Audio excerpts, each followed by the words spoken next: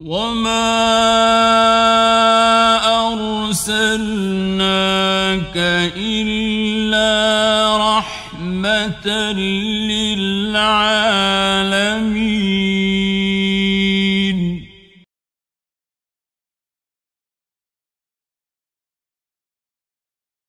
আমরা ইব্রাহিম আলাইহিস সালামের আলোচনায় কেন গিয়েছি, যে যিনি আসলে আমাদের তো উদ্দেশ্য হলো সিরাতুন নবী, নবী মুহাম্মদুর রাসূলুল্লাহ সাল্লাল্লাহু আলাইহি ওয়াসাল্লামের জিন্দেগি সিরাতে পাকে আলোচনা করা। এক নম্বর হচ্ছে যে তিনি তো ওনার পূর্বপুরুষ, রাসূলুল্লাহ সাল্লাল্লাহু আলাইহি ওয়াসাল্লামের বংশ ওনার থেকেই এসেছে, এবং তিনি এক পর্যায়ে বলেছেন রাসূলুল্লাহ সাল্লাল্লাহু আলাইহি ওয়াসাল্লাম, আমি হচ্ছি দাওয়াত আবি ইব্রাহিম। ইব্রাহিম আলাইহিস সালাম যে দোয়া করেছিলেন আল্লাহ তাআলার কাছে যে আল্লাহ এদের মধ্যে এমন নবী পাঠান যে তাদেরকে আল্লাহর কোরআন তেলাওয়াত করে শোনাবে, যে তাদেরকে পবিত্রতার দিকে নিয়ে আসবে, তাওহীদের দিকে নিয়ে আসবে, শিরক থেকে মুক্ত করে। এই দোয়ার ফল হচ্ছে আমি। এছাড়া ইব্রাহিম আলাইহিস সালামকে আল্লাহ তাআলা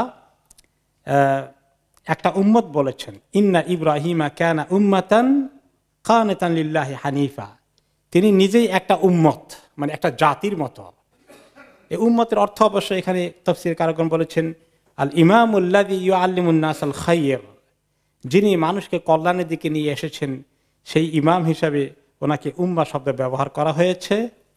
এরপরে আমরা ওখানে যে শিক্ষাগুলো পাই, এক নম্বর শিক্ষা হলো ইরাক থেকে যখন তিনি আসলেন, মানুষ যদি দ্বীনের পথে মজবুত হয়ে টিকে থাকে তাহলে আল্লাহ তাআলা তাকে সাহায্য করেন।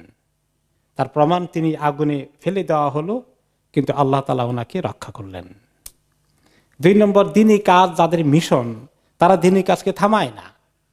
যেখানে সুবিধা হয় নাই প্রয়োজন বোধে হিজরত করতে হবে। এই জন্যই রাসূলুল্লাহ সাল্লাল্লাহু আলাইহি ওয়াসাল্লাম নিজেও হিজরত করেছেন সাহাবীদেরকে নিয়ে মক্কা থেকে মদিনায়, আর ইব্রাহিম আলাইহিস সালাম হিজরত করলেন ইরাক থেকে শাম, সিরিয়া হয়ে ফিলিস্তিন। এখনো তো হিজরত করতে হয়। আমাদের বাড়ির পাশে রোহিঙ্গাদেরকে শুধু ইসলামের কারণেই তাদেরকে আজকে হিজরত করতে হয়েছে। কি করুণভাবে তাদের উপরে নির্যাতন নেমে এসেছে। তো দিনকে টিকিয়ে রাখার জন্য এরকম পরিস্থিতি কোনো দেশে যখন আসে, তখন তাদের প্রতি হিজরত করা কিন্তু ফরজ হয়ে যায়। কাজেই এই যে রোহিঙ্গারা আমাদের দেশে এসেছে, এটা আমাদের দেশের জন্য একটা বাড়তি ঝামেলা তৈরি হয়ে গেছে। এই কথা মুখে উচ্চারণ করা মুসলমানের জন্য জায়েজ আছে না। তারা তাদের ফরজ দায়িত্ব পালন করতে এসেছেন, যাদের যান বাঁচানোর জন্য, ইজ্জত বাঁচানোর জন্য, দিনকে রক্ষা করার জন্য। সেখান থেকে এই মুহূর্তে কোনো উপায় যদি না থাকে, হিজরত করে আসা তাদের জন্য ফরজ হয়ে গেছে। আর যারা আনসার হবে, যারা তাদের প্রতিবেশী দেশ, ওই সমস্ত মুসলমানদের উপরে সেই দেশের প্রতি তাদের সহযোগিতা করা কি ফরজ না নফল? ফরজ হয়ে গেছে, জরুরি ফরজ আমাদের উপরে এই জিনিসটা। এইগুলো একটা শিক্ষা। এরপরে আসে যে ইব্রাহিম আলাইহিস সালাম বসে থাকেনি, তিনি ফিলিস্তিন থেকে আবার মিশরে গিয়েছেন। সেটাও একটা শিক্ষা যে দাওয়াতি কাজের জন্য যাদেরকে আল্লাহ তাআলা পয়দা করেছেন তাদেরকে দেশ বিদেশে গিয়ে দিনে দাওয়াতি কাজ করতে হবে। এখানে আমরা চলে এসেছি, আমাদের জন্য একটা সুযোগ হয়েছে যে এখানে আমরা দিনী কাজ করতে পারি। আমাদেরকে দিনী কাজের জন্য প্ল্যান করে হিজরত করা লাগেনি, আমরা এসেছি, দিনী কাজের সুযোগ হয়েছে, আমরা সেই কাজ করা উচিত। এরপরে দেখেন, উনি তো শুধু নন, ওনার স্ত্রী সারা রাদিয়াল্লাহু আনহা কি মুসিবতে পড়ে গিয়েছিলেন। এত সতী সাধবী নারী, তার উপরে লোলুপ দৃষ্টি পড়েছে, কিন্তু তিনি আল্লাহ তাআলার কাছে ফরিয়াদ করলেন, যার কারণে আল্লাহ তাআলা ওনার ইজ্জতের হেফাজত করলেন। তো এখানে দেখা যায় যে কঠিন বিপদে আল্লাহর কাছে সাহায্য চাইলে আল্লাহ তাআলা আমাদেরকে সাহায্য করতে পারেন, এই আশা, এই কনফিডেন্স আমাদের থাকা উচিত। এরপরে ইসমাইল আলাইহিস সালাম, তিনি কি পরীক্ষা পাশ করেছিলেন। আল্লাহ তাআলা এই সন্তানকে, প্রথম সন্তানকে জীবনে পাওয়া, কেবল বড় হয়েছে, টিনএজের শুরু, এই সময় আল্লাহ তাআলা হুকুম দিলেন তাকে জবাই করো, কোরবানি করে দাও। আর সেই কোরবানি করতে তিনি যখন শেয়ার করলেন যে বাবা তুমি কি মনে করো, আমাকে আল্লাহ এখন স্বপ্ন দেখাচ্ছেন, বাবাও জানেন, ছেলেও জানেন আল্লাহর স্বপ্ন মানি ওয়াহি, নির্দেশ। তখন তিনি কি বললেন, ইসমাইল আলাইহিস সালাম, আব্বা আপনি কার্যকরী করেন আল্লাহর হুকুম, আপনি পাবেন, আমি সবরের সাথে সেটাকে মেনে নিয়েছি। আপনি কোনো ইতস্তত করবেন না, হেজিটেশন করবেন না। কি স্পিরিট আল্লাহর হুকুমকে মেনে নেওয়ার জন্য, এটার নামই তো ইসলাম। আল্লাহর হুকুমের কাছে আত্মসমর্পণ করা, নিজেকে সুপর্দ করে দেওয়া। মুমিন জীবনে এভাবে পরীক্ষা নিরীক্ষা যখন আসে, তখন তারা আল্লাহ তাআলা যদি কোনো কঠিন পরিস্থিতিতে ফেলে দেয়, তখন তারা সেটাকে অ্যাকসেপ্ট করে ফেলে যে কিভাবে আল্লাহ তাআলার কাছে আমরা পাশ করব, সেই চিন্তায় তারা থাকে। ইব্রাহিম আলাইহিস সালামের সঙ্গে নবী করিম সাল্লাল্লাহু আলাইহি সাল্লাম এবং এই উম্মতের আরো সম্পর্ক আছে। আল্লাহ তাআলা আমাদের ব্যাপারে বলছেন সূরা আল হজের ৭৮ নম্বর আয়াতে, মিল্লাতা আবিকুম ইব্রাহিম হুয়া সাম্মাকুমুল মুসলিমিন। তোমাদের হে মুসলিম উম্মা, এই তোমাদের যে দিন ইসলাম, এটা হচ্ছে তোমাদের পিতা ইব্রাহিমের মিল্লাত, ইব্রাহিমের দিন। হুয়া সাম্মাকুমুল মুসলিমিন, তিনি তোমাদেরকে মুসলিম এই শব্দটির নামটি এভাবে দিয়েছেন। এখন মুসলিম তো আদম আলাইহিস সালামও মুসলিম ছিলেন, নূহ আলাইহিস সালাম মুসলিম ছিলেন এবং তাদের উম্মা। তো ইব্রাহিম আলাইহিস সালাম মুসলিম নাম কেন কিভাবে দিলেন, এটা অর্থটা কি? মুসলিম যে আল্লাহর হুকুমকে মেনে নেয়। এখন এরকম আরো অনেক শব্দ আরবিতে আছে, মুতিয়া যে আল্লাহর হুকুম মানে। এরকম অনেক শব্দ আসতে পারে, কিন্তু পরিচয় আইডেন্টি হিসাবে, জাতি হিসাবে, উম্মত হিসাবে তিনি মুসলিমটাকে, এই টার্মিনোলজিটাকে ব্যবহার করেছেন, এই পরিভাষাটাকে তিনি অ্যাপ্লাই করেছেন এই উম্মতের পরিচয় হিসাবে, আইডেন্টিটি হিসাবে। কিন্তু আমাদের অনেক, আমরা মোমেন, আমরা মুতিয়া, আমরা সলেহ, এরকম সবগুলোই চলে। কিন্তু এই উম্মতের পরিচয় এক নম্বর কোনটা? এই উম্মতকে রেফার করতে হলে মুসলিম। এটা আসছে ইব্রাহিম আলাইহিস সালাম, এই শব্দটাকে পছন্দ করেছেন, যেটা আজকে আমাদের জাতিগত পরিচয় হয়ে গেছে। হুয়া সাম্মাকুমুল মুসলিমিন, এই নামকরণ তিনি করেছেন। কাজে আমাদের সঙ্গে, এই নবীর সঙ্গে ইব্রাহিম আলাইহিস সালামের সম্পর্ক বহু দিক থেকে। আমরা যখন হজে যাই, সেখানে আল্লাহ তাআলা আমাদেরকে কি বলেছেন? ওয়াত্তাখিযু মিন মাকামি ইব্রাহিমা মুসাল্লা। তোমরা ইব্রাহিম আলাইহিস সালাম যেখানে দাঁড়িয়ে, যে পাথরের উপরে দাঁড়িয়ে কাবা ঘরের দেওয়াল নির্মাণ করতেন, সেটা সেই জায়গাটা যেখানে রাখা হয়েছে, এই এরিয়াটাকে বলা হয় মাকামি ইব্রাহিম, ইব্রাহিমের জায়গা, ইব্রাহিমের কেয়াম করার জায়গা, ইব্রাহিমের দাঁড়ানোর জায়গা। যে পাথরের উপর তিনি দাঁড়িয়েছিলেন, সেই এরিয়া, কেন্দ্রিক এরিয়াটা হচ্ছে মাকামি ইব্রাহিম। সেখানে আমরা তাওয়াফের পরে 2 রাকাত নামাজ পড়ার কথা। তবে যদি মাতাফ ভর্তি হয়ে যায়, সেখানে এই 2 রাকাত নামাজ পড়া না যায়, তাহলে বাইতুল্লাহর যে কোনো জায়গায় পড়লেই আদায় হয়ে যাবে। মানুষকে তাওয়াফে ডিস্টার্ব করে জাহেলদের মতো সেইখানে জোর করে নামাজ পড়ার জন্য আল্লাহ তাআলা হুকুমটা দেননি। সুবিধা হলে পড়বো, না হলে যে কোনো জায়গায় পড়লেই তাওয়াফের 2 রাকাত সালাত আদায় হয়ে যাবে। এরপরে ইব্রাহিম আলাইহিস সালামের ঘটনার মধ্যে আজকে আমরা যে বিষয়ের দিকে নতুন আলোচনায় যাব, যে এই কাবা শরীফে আশেপাশে যিনি ইব্রাহিম আলাইহিস সালাম তাওহীদ প্রতিষ্ঠা করতে আসলেন, সেই জায়গার মধ্যে এত শিরক কেমনে আসলো, এই ঘটনার দিকে আমরা যাব। তার আগে এই প্রসঙ্গে আল্লাহ তাআলার কাছে তিনি দোয়া করলেন, ওয়াইদ ক্বালা ইব্রাহিম রাব্বি জাআল হাযাল বালাদা আমিনা ওয়াজনুবনি ওয়া বানিয়া আন না'বুদাল আসনাম। যখন ইব্রাহিম বলেছিলেন, হে রব, এই শহরকে আপনি নিরাপত্তার শহর বানিয়ে দিন। নিরাপত্তা, এখানে খুন খারাপি, যুদ্ধ বিগ্রহ কিছুই হতে পারবে না। ওয়াজনুবনি, আর আল্লাহ আমাকে আপনি হেফাজত করুন, আমাকে বাঁচিয়ে দিন। ওয়া বানিয়া, এবং আমার সন্তান সন্ততিদেরকে বাঁচিয়ে দিন। আন না'বুদাল আসনাম, আমরা যেন কেউ মূর্তি পূজার দিকে না যাই। রব্বি ইন্নাহুন্না আযলালনা কাসীরাম মিনান নাস, আল্লাহ এই মূর্তিগুলো অনেক মানুষকে গোমরাহ করেছে। মূর্তির মানুষের কাছে কাছে গিয়ে গোমরাহ করার কোনো শক্তি আছে নাকি? অর্থাৎ মূর্তির উসিলায় মানুষ প্রচুর এই গুনার মধ্যে গোমরাহিতে চলে গিয়েছে। নূহ আলাইহিস সালামের জামানায় পর থেকে এই যে কিভাবে নূহ আলাইহিস সালামের আগেই আদম আলাইহিস সালামের শিক্ষা থেকে দূরে গিয়ে লোকেরা কি করে ফেললো, বিভিন্ন রকমের মূর্তি জোগাড় করে ফেললো। এই মূর্তিগুলোর ইতিহাস, একসময় এই মূর্তির অরিজিনাল মানুষগুলো ছিল বড় ওয়ালি আল্লাহ। এদেরকে আস্তে আস্তে মানুষ কি এক পর্যায়ে তাদের মূর্তি বানিয়ে পূজা করা শুরু করে দিল। তো এই যে মূর্তি মানুষের মধ্যে অনেক বিভ্রান্তির কারণ হয়ে গেল।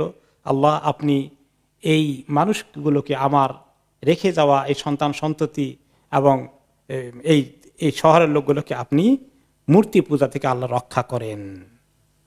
ফামান তাবিআনি ফাইন্নাহু মিন্নি, যে আমাকে অনুসরণ করে এই তাওহীদের উপরে থাকে, আল্লাহ সে তো আমার অন্তর্ভুক্ত হবেই, তার জন্য তো সুখবর। ওমান আসানি ফাইন্নাকা গফুরুর রহিম। আর কেউ যদি নাফরমানি করে ফেলে, গুনার দিকে চলে যায়, তাহলে আশা করছি আপনি তো গাফুর এবং রাহিম, কেউ ভুল করে ফেললে আপনি তাকে মাফ করে দিয়েন।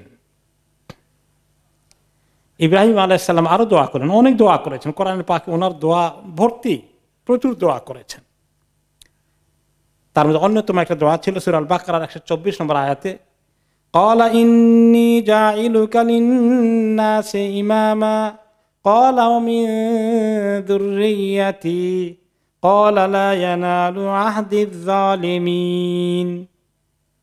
তখন তিনি বলেন যে হে আল্লাহ, আপনি আমাকে ইমাম বানিয়ে দেন।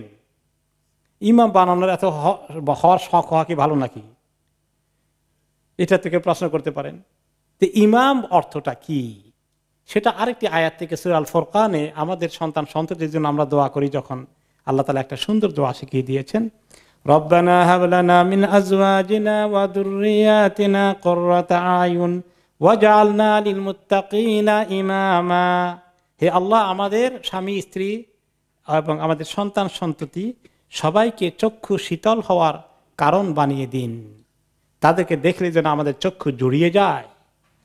এত ভালো দিনদার নেককা নাকি নাদুস নুদুস খুব স্বাস্থ্য হয়ে যায়, এটা দেখলে খুব ভালো লাগে, ওইটা না, যে আমাদের ছেলে পেলে স্ত্রী পরিবার যেন তারা যেন এত সুন্দর দিনদার, সুন্দর আখলাক চরিত্রবান হয়ে যায়, আখলাকওয়ালা, যাদেরকে দেখলে আমাদের মনটা জুড়িয়ে যায়, এমন সন্তান সন্ততি স্বামী স্ত্রী আমাদেরকে দান করুন।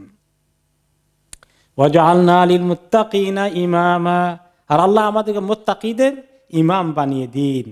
এই ইমামের অর্থ হচ্ছে আমাম, আমাম মানে সামনে থাকা। অত প্রত্যেকটি কাজে যেন আমরা নেক কাজের যেন সামনে থাকি, ভালো কাজে যেন সামনে থাকি। নামাজ পড়তে আসলে যেন আমরা কোন লাইনে পড়ি, প্রথম কাতারে পড়তে পারি। তালিমের মধ্যে আসতে হলে সবার আগে চলে আসতে পারি, যত কাছে বসতে পারি। এইভাবে দিনই কাজে আমাদেরকে সামনে রাখেন, ফ্রন্ট লাইনে রাখেন, পেছনে পেছনে পড়ে থাকে কিছু লোক। ভালো ছাত্র যারা স্কুল কলেজে মাদ্রাসায়, তারা কোন টেবিলে কোন লাইনে বসে, ফার্স্ট বেঞ্চে বসে। আমি তো আমার জীবনে ফার্স্ট বেঞ্চ, সেকেন্ড বেঞ্চ হলে আমার কষ্ট হয়ে যেত। আর কিছু কিছু ছাত্র আছে খালি পিছনে বসে থাকে। তো এই জন্য সামনে বসতে হবে। তো তিনি এইটার দোয়া করেছেন, আমরাও সেটার দোয়া করি, আমাদেরকে ইমাম বানিয়ে দেন। সবাই ইমাম হয়ে গেলে মুসল্লি পাবেন কই? তো অর্থ হচ্ছে যে আমাদেরকে সামনে দিনের কাজে নিয়ে যান। তো ইব্রাহিম আলাইহিস সালাম এইরকমই দোয়া করেছে যে আমি দিনই কাজে আমাকে একদম ফ্রন্ট লাইনে রাখেন। তো আল্লাহ তাআলা বলে দিলেন এখানে, অবশ্য এটা আল্লাহর হুকুম, ক্বালা ইন্নী জাইলুকা লিন-নাসি ইমামা। এখানে অবশ্য আল্লাহ তাআলা ওনাকে বলেছেন যে আমি তোমাকে লোকদের জন্য ইমাম বানিয়ে দেব। এই ইমামের অর্থ হলো ঠিকই ও নবুয়ত দান করবেন, লিডার, যিনি লোকদেরকে দ্বীনের দিকে নিয়ে আসবেন। এখানে ইমামের আরেকটি অর্থ, ওনাকে দায়িত্ব দেওয়া হবে এই মানুষকে দ্বীনের দিকে আনার জন্য, এবং পজিশন দেওয়া হবে, সম্মান দেওয়া হবে। তো তিনি দোয়া করলেন, ক্বালা মিন যুররিয়্যাতি, আল্লাহ আমার জ্ঞাতি গোষ্ঠী সন্তান সন্ততির মধ্যে থেকেও অনেককে ইমাম বানিয়ে দেন। তো আল্লাহ তাআলা দিয়েছেন, সবাইকে আবার দেবেন না। ওনার গোষ্ঠীর দুইটি ধারা, একটি ধারা ইসমাইল আলাইহিস সালামের, আরেকটি ধারা ইসহাক আলাইহিস সালামের। পরবর্তী পর্যায়ে যত নবী দুনিয়াতে এসেছে সবাই ইব্রাহিম আলাইহিস সালামের বংশ থেকেই এসেছে। ইসহাক আলাইহিস সালামের ধারা থেকে আসে অনেক বনি ইসরাইলের, মুসা আলাইহিস সালাম, ঈসা আলাইহিস সালাম, দাউদ আলাইহিস সালাম, সুলাইমান আলাইহিস সালাম, ইউসুফ আলাইহিস সালাম, ইয়াকুব আলাইহিস সালাম, হিউজ লিস্ট। তো সবাই ইমাম হয়েছে, এটা আল্লাহ কবুল করেছেন। আর ইসমাইল আলাইহিস সালামের ধারা থেকে কে এসেছেন? মুহাম্মদুর রাসূলুল্লাহ সাল্লাল্লাহু আলাইহি ওয়াসাল্লাম, মাত্র একজন এসেছেন। আর সেই একজন কোনজন? সাইয়্যিদুল আম্বিয়া ওয়াল মুরসালিন। এই যে তিনি দোয়া করেছেন আল্লাহ তাআলার কাছে, ওয়া মিন যুররিয়্যাতি, এই মক্কায় যে দোয়া করেছেন, সেই দোয়ার রেজাল্ট হচ্ছে আমি। কে বলেছেন? রাসূলুল্লাহ সাল্লাল্লাহু আলাইহি ওয়াসাল্লাম। আনা দাওয়াত আবি ইব্রাহিম, ইব্রাহিম আলাইহিস সালাম আমার পিতা যে দোয়া করেছিলেন তার রেজাল্ট হচ্ছে আমি, আমাকে আল্লাহ এই ধারা থেকে পাঠিয়েছেন। এখন ইব্রাহিম আলাইহিস সালাম সবাইকে তো আল্লাহ নবী বানাবেন না, আর এই পজিশন দেবেন না। আল্লাহ তাআলা বলে দিলেন দেবতা কিছু, কিন্তু লা ইয়ানালু আহদিয যালিমিন, তোমার গোষ্ঠী, তোমার সন্তান সন্ততি, আগামী বংশধর যারা জালিম হবে তাদেরকে আমি এই পজিশন দেব না। শিরক করবে আর তাকে নবী বানাবেন নাকি আল্লাহ তাআলা? তাহলে আল্লাহ তাআলা এখানে ইঙ্গিত করেছেন যে ওনার গোষ্ঠীর মধ্যে দেখা যায় কিছু এরকম আসবে যে পাওয়া গেল। এখন এত ভালো পিতা, এত ভালো গোষ্ঠী, যাদের পূর্বপুরুষ নবী, প্রথমে ইব্রাহিম আলাইহিসসালাম, তারপরে ইসমাইল আলাইহিসসালাম, তারা কেমনি এত শিরক করলো, এদের কাহিনী এবার শুনেন কিভাবে শিরকের আবিষ্কার হলো।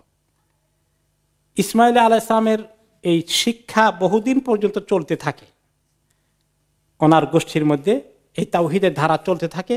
হতে হতে এক পর্যায়ে অনেক পরে নবী করিম সাল্লাল্লাহু আলাইহি ওয়াসাল্লামের আসার বেশ আগে তাদের এক লিডার আসলো, তার নাম হচ্ছে আমর ইবনে লুহাই। আমর ইবনে লুহাই এই লোকটি কুরাইশদের সর্দার হয়ে সে মক্কা রাজত্ব করলো।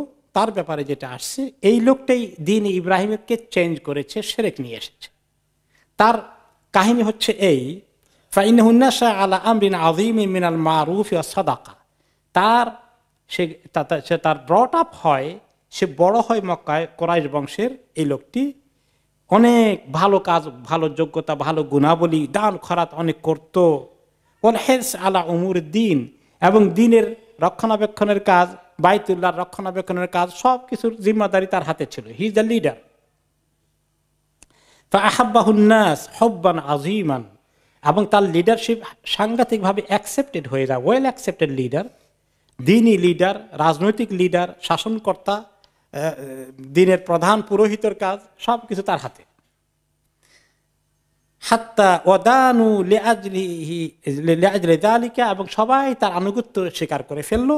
হাত্তা মাল্লাকুহু আলাইহি, বলে যে আমরা আপনাকে শুধু লিডার না, একেবারে বাদশা বানিয়ে দেব, আপনি আমাদের শাসনকর্তা হয়ে পুরোপুরি মানে একদম কিং হয়ে যাবেন।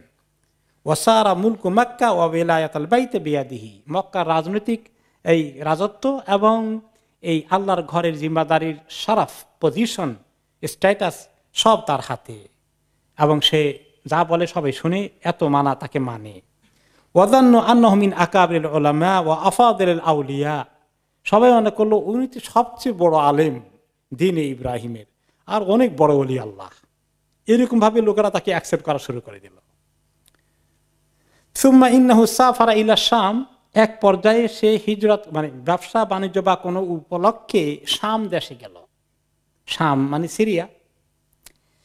সেখানে গিয়ে দেখতে পেল ফারাআহুম ইয়াবুদুনাল আওসান, সেখানেই দেখে তাদের কি সুন্দর সুন্দর মূর্তি আছে। ও কত কায়দা করে তারা এগুলার ইবাদত করে।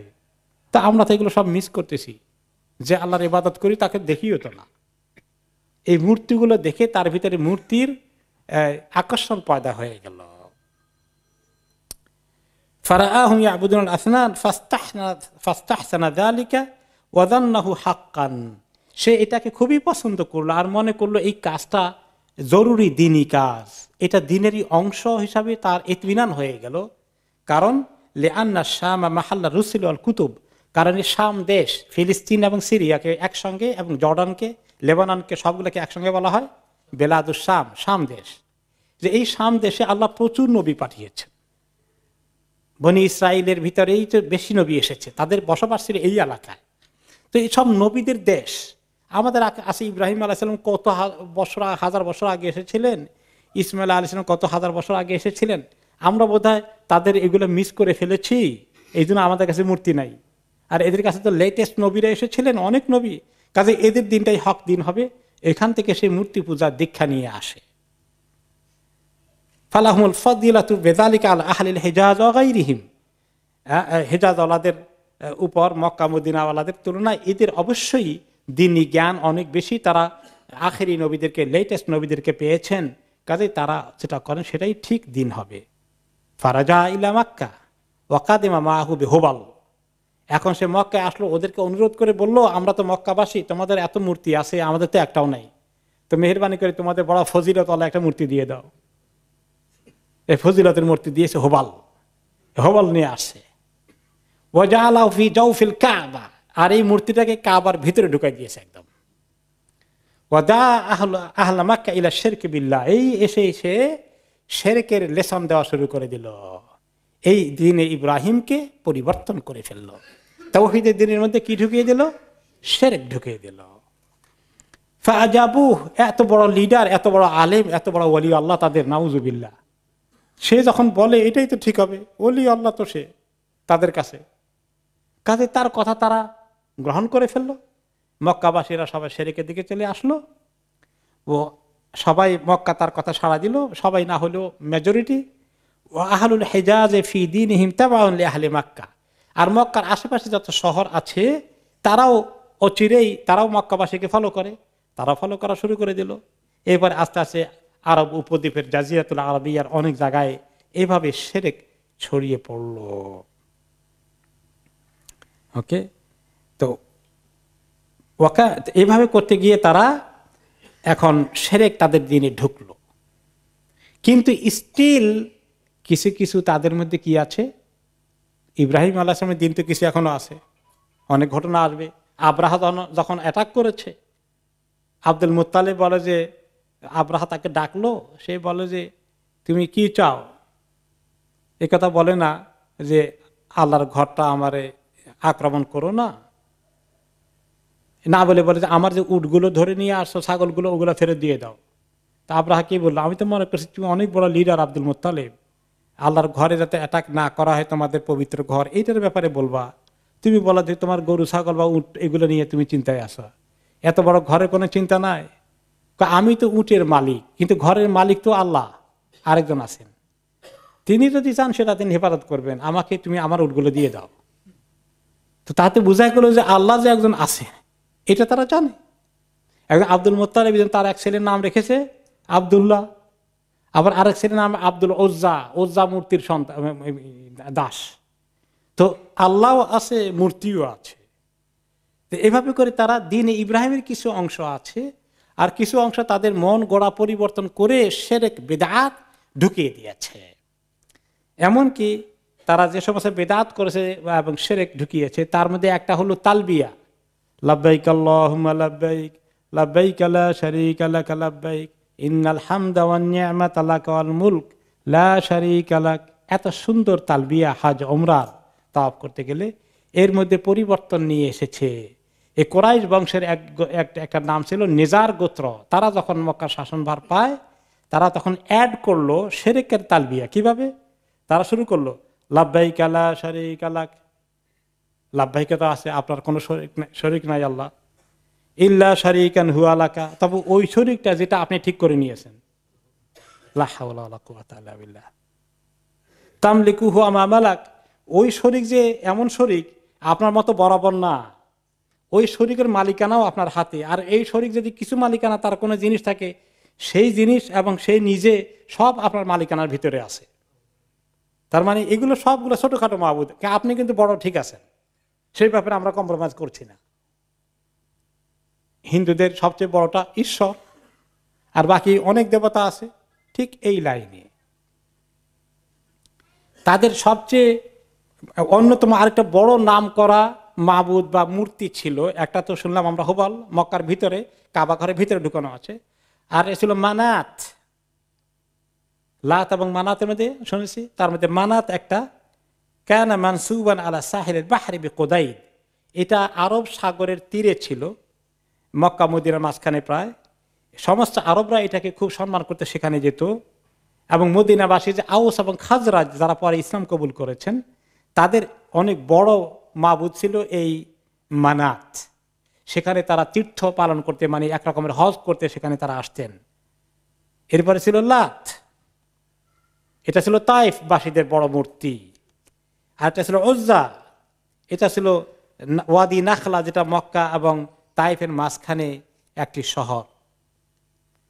এরপরে এইগুলো বড় বড় কতগুলো মূর্তি, এছাড়া তাদের অগণিত মূর্তি ছিল।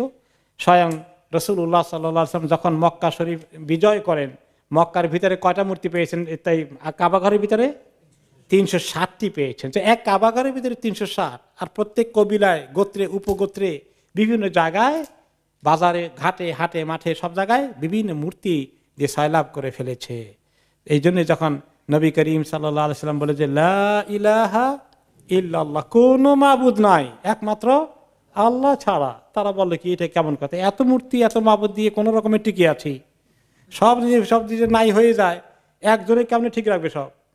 আজালাল আলিহাতা ইলাহান ওয়াহিদা ইন্না হাযা লাশাইউন উজাব, সব মাবুদ ফেলে দিয়ে কয় একমাত্র এক মাবুদ, আশ্চর্য কথা, চলবে কেমনে? তারা আশ্চর্য হয়ে গেল। এইভাবে শিরক গোটা আরব দেশের গলিতে গলিতে ছড়িয়ে পড়লো। তাহলে কিভাবে আরবদের মধ্যে এই শিরকের প্রচলন হলো? ইব্রাহিম আলাইহিস সালামের সন্তানদের, তাওহীদের সন্তানের মধ্যে। এখানে একটা বড় শিক্ষা কি জানেন? বাপ দাদা 14 গোষ্ঠী অনেক বড় বুজুর্গ ছিলেন, কামেল ছিলেন। তারপরে তার 14 গোষ্ঠী আস্তে আস্তে নামতে নামতে কোন দিকে গিয়েছে? তাওহীদের মধ্যে আছে না শিরকে গিয়েছে? ওই যে বড় ওলি আল্লাহ যিনি ছিলেন তার মাজার হয়ে গেছে এখন শিরকের কেন্দ্র, আখড়া, ঠিক কিনা? একই সিলসিলা।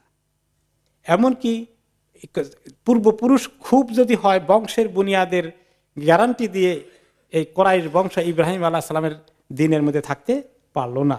এই জন্য আল্লাহ তাআলা বলেছেন ওয়ালা ইয়ানালু আহদি যালিমিন, যারা জালিম হয়ে যাবে তাদের সঙ্গে আমার এই চুক্তি নাই, দিনের পাহারাদার, দিনের বেলায়াত, দিনের নবুয়ত তাদেরকে দেব, হইতে পারে না। এটা ইব্রাহিম আলাইহিস সালামের সঙ্গে শুধু নয়, এমনকি স্বয়ং নবী মুহাম্মদ সাল্লাল্লাহু আলাইহি ওয়াসাল্লাম আলে বাইত, ওনার আলে বাইত কত সম্মানিত আমাদের কাছে, তাই না?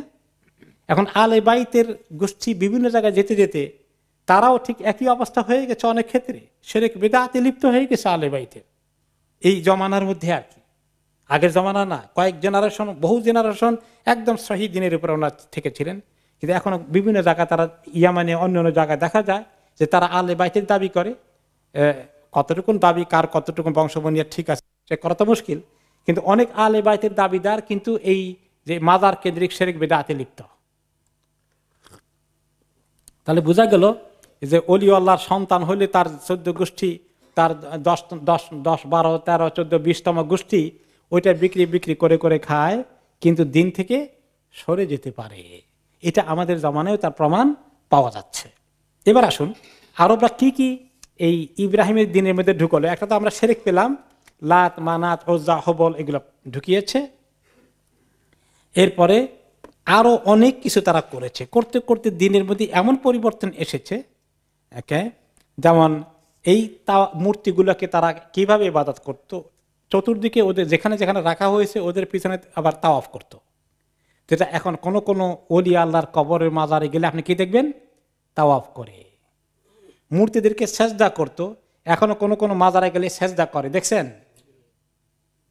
আমি দেখেছি, নিজামুদ্দিন আউলিয়ার মাজারে গিয়েছি, দেখেছি সরাসরি সেজদা করছে, সরাসরি সেজদা করছে এবং তাওয়াফ করছে, 7 বার তাওয়াফ করে।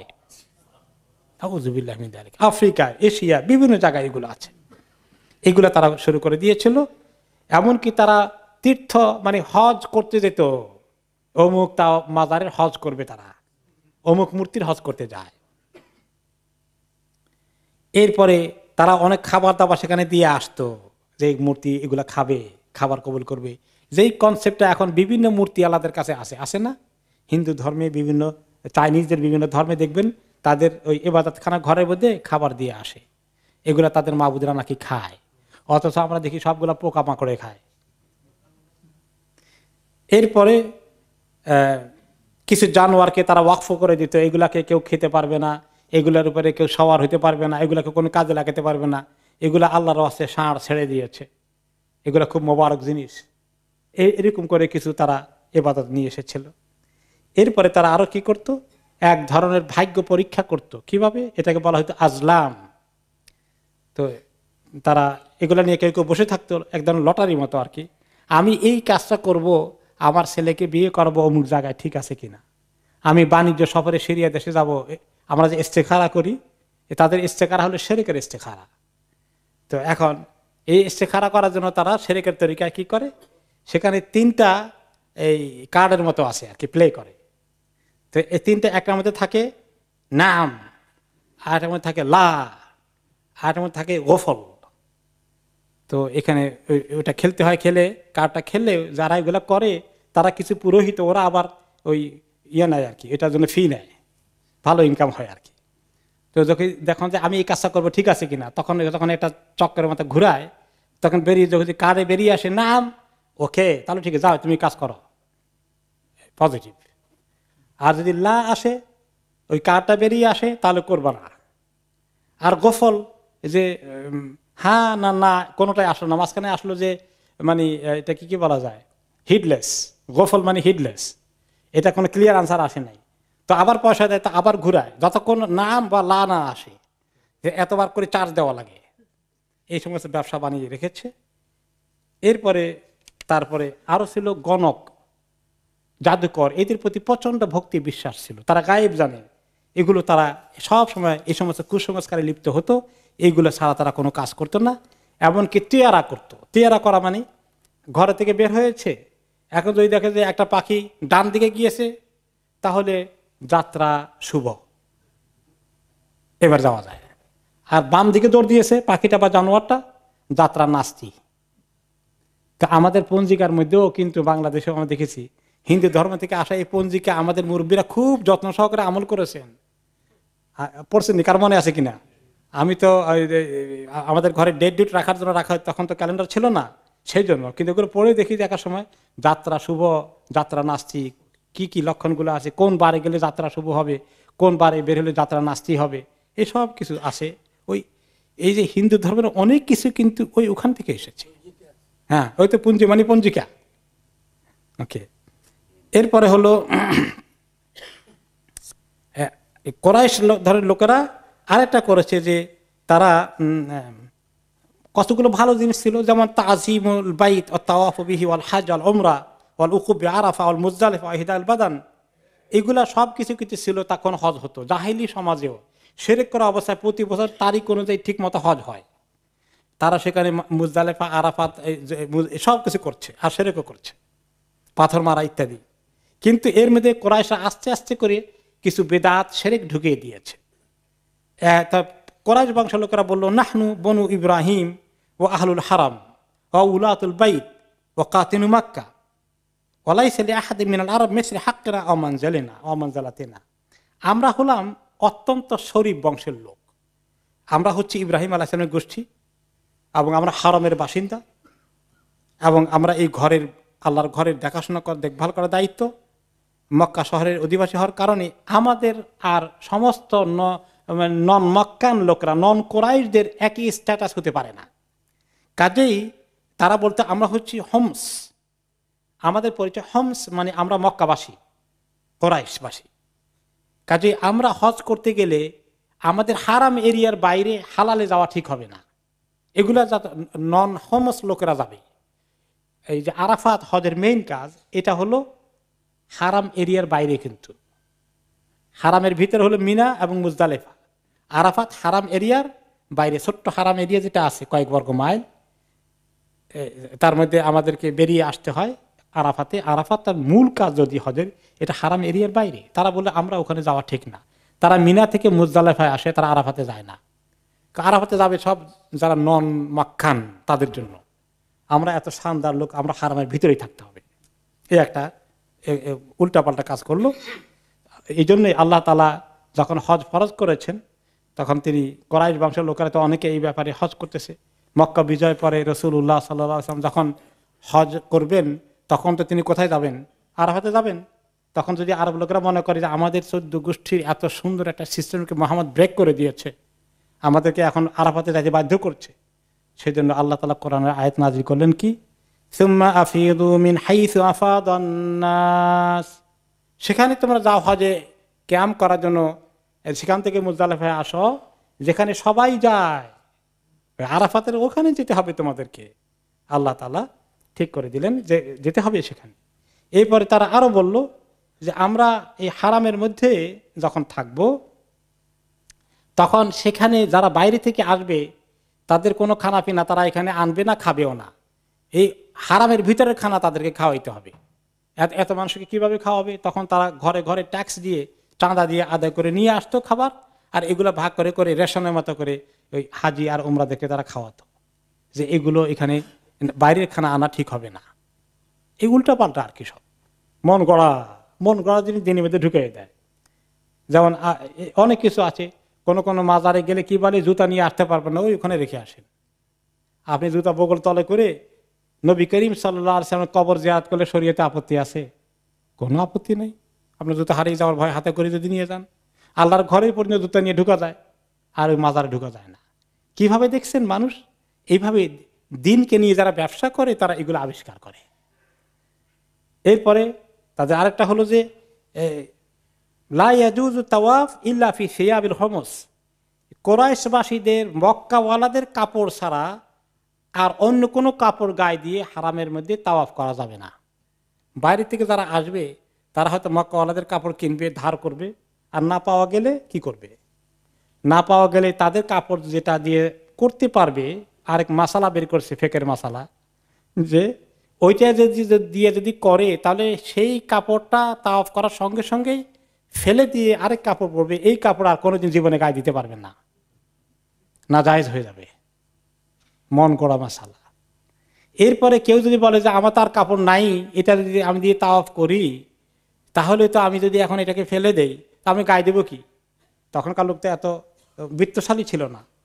তাহলে বলো যে ঠিক আছে, তাহলে তুমি দরকার হলে ল্যাংটা তাওয়াফ করো নগ্নভাবে।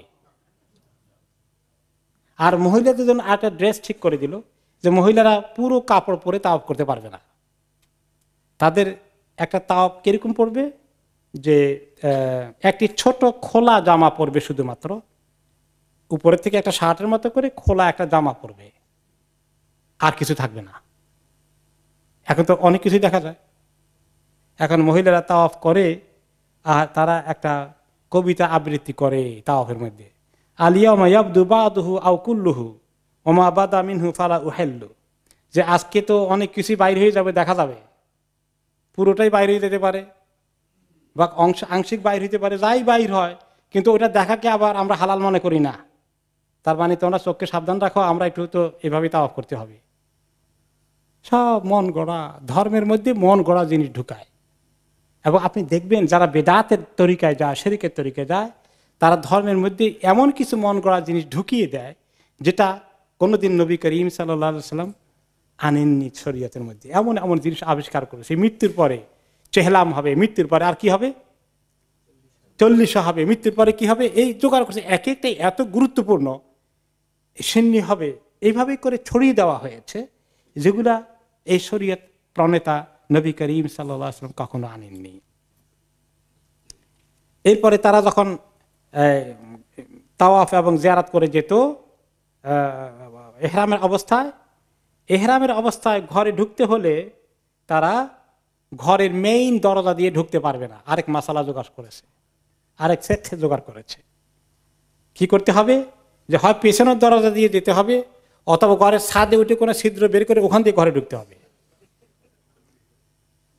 সেইটা কারেকশন করার জন্য আল্লাহ তাআলা সূরা বাকারা 189 নম্বর আয়াতে নাজিল করলেন, ওয়ালাইসাল বিররু না বেররু, ঠিক আছে, ওয়ালাইসাল বিররু বিআন তাতুল বুয়ুতা মিন দুহুরিহা ওয়ালাকিন্নাল বিররা মান ইত্তাকা ওয়াতুল বুয়ুতা মিন আবওয়াবিহা। দেখো, তোমরা এই ঘরের মধ্যে ঢোকার জন্য ছাদের উপর দিয়ে ছিদ্র করে ওখান দিয়ে জাম্প করে ঢুকতে হবে, এর মধ্যে কোনো নেকি নাই। নেকি হচ্ছে কোনটার মধ্যে, যার ভিতরে তাকওয়া আসে, আল্লাহর ভয় আসে। কাজেই তোমরা ঘরের মধ্যে দরজা দিয়ে ঢুকো, এই উল্টা পাল্টার দরকার নাই। ওকে, এইভাবে বিভিন্ন রকমের উল্টা পাল্টা কত কিছু করে তারা তাদের ধর্মকে নাশ করে দিল। ইব্রাহিম আলাইহিস সালাম ধর্মের মধ্যে পরিবর্তন নিয়ে আসলো। এরপরেও দেখা যায় যে অনেক কিছু আছেও, যেটা একটু আগে বললাম যে আল্লাহ কেউ চিনে, আল্লাহ তাআলা কেউ চিনে। আল্লাহ তাআলা বলছেন যে তারা তাদেরকে জিজ্ঞেস করেন, মান খালাকাস সামাওয়াতি ওয়াল আরদ, আকাশ জমিন কে সৃষ্টি করেছে? সায়াকুলুনা আল্লাহ, এটা জিজ্ঞেস করলে তারা বলে কে? আল্লাহ। তাহলে তাদেরকে এই মূর্তিগুলোর ইবাদত কেন করো? লিয়ুকাররিবুনা ইলাল্লাহি যুলফা, যে তারা আমাদেরকে আল্লাহর কাছে একটু নৈকট্য অর্জন করার জন্য একটু আমাদের কাছে নিয়ে যাবে আল্লাহর কাছে। আমরা সরাসরি যাওয়া তো মুশকিল, কারো উসিলায় যাইতে হয়, কারো মাধ্যমে ধরতে, কাকে ধরে যাইতে হয়। এইটাও আমাদের এই উম্মতের মধ্যে কিছু ঢুকেছে কিনা? হ্যাঁ, সরাসরি আল্লাহর কাছে যাবা এত সাহস? একজনকে ধরো, তার তরিকায় পার হয়ে যাওয়া। একই জিনিস রিপিট হচ্ছে এই উম্মতের মধ্যে। হ্যাঁ, বাবা পার করে দিবে, ঠিক। ওকে, এইভাবে করে করে তারা বিভিন্ন জিনিস তারা নিয়ে আসলো এবং এইগুলো দিনে ইব্রাহিমকে একদম বিকৃত করে ফেললো। এভাবে মূর্তি ছড়িয়ে পড়লো। তবে তখনও কিন্তু আরব দেশে এই মক্কাতেই কোরাইশদের ভিতরেও অল্প কিছু লোক ছিল যারা হারিয়ে গেছে, তাদের কাছে আল্লাহর ইবাদত কেমনি করতে হয়, নামাজ কেমনি পড়তে হয়, ইব্রাহিম আলাইসাল্লামের, ইসমাইল আলাইসালামের কথাগুলো তাদের কাছে আর নাই। কিন্তু তারা এ শিরক করেনি, তারা জানে যে শিরক ঠিক না। এইরকম যারা ছিলেন তাদেরকে বলা হতো আহনাফ, হানিফ, শিরক মুক্ত ছিলেন তারা। তাদের মধ্যে অন্যতম ছিলেন কে? নবী মুহাম্মদুর রাসূলুল্লাহ সাল্লাল্লাহু আলাইহি ওয়াসাল্লাম। জীবনে কোনো মূর্তির কাছে মাথা নত করেননি। এরকম অনেক হানিফ ছিলেন বিভিন্ন জায়গায়। তা কিন্তু তারা জানতেন না, স্বয়ং মুহাম্মদ সাল্লাল্লাহু আলাইহি ওয়াসাল্লাম জানতেন না আল্লাহ তো আছেন, কিন্তু আল্লাহকে ডাকবো কেমনি? কারণ ওই ইব্রাহিম আলাইহিস সালামের, ইসমাইল আলাইহিস সালামের শরীরটা অলমোস্ট মুছে গিয়েছে। আল্লাহ তাআলা যখন ওহী নাযিল করে দিলেন, তখন আল্লাহ তাআলা ওনাকে শিখিয়ে দিলেন, জিবরীল আলাইহিস সালাম আসেন শিখাতে কিভাবে নামাজ পড়তে হয়। তো এইভাবে করে তাদের মধ্যে মিক্স আপ হয়ে গেল। অনেক তারা জানতো এই ঘরের মালিক আল্লাহ, এই ঘর বানিয়েছেন ইব্রাহিম আলাইহিস সালাম, কিন্তু এটা সত্ত্বেও তাদের মধ্যে এই সমস্ত খারাপ জিনিস ঢুকে পড়লো।